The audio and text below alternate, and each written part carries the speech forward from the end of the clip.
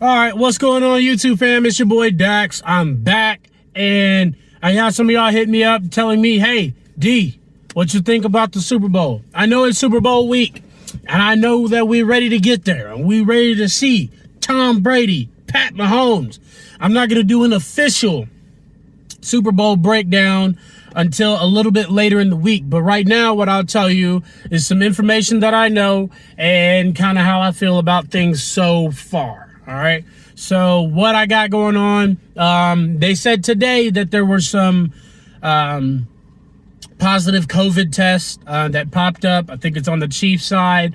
Hopefully that doesn't keep the guys out of this game. Even though we may be rooting for a certain team, we always want, everybody to be able to play in the biggest game of the year.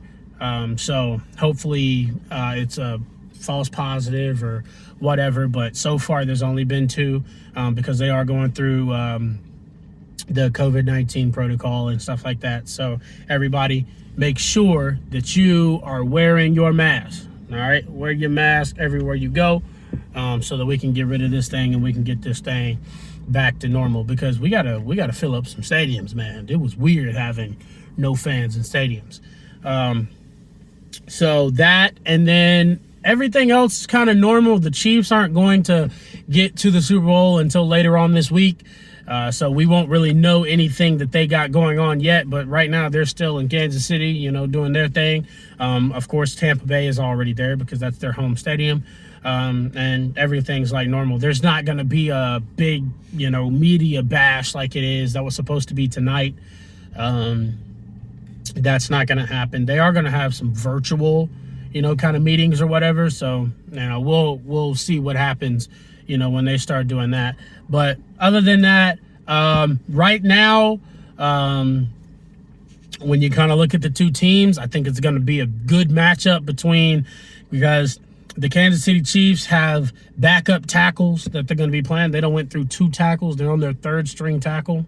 So to see how he's going to be able to hold up against that very relentless Buccaneers defensive line is going to be a key matchup. And I think another key matchup in this game is going to be Eric Bieniemy and Todd Bowles.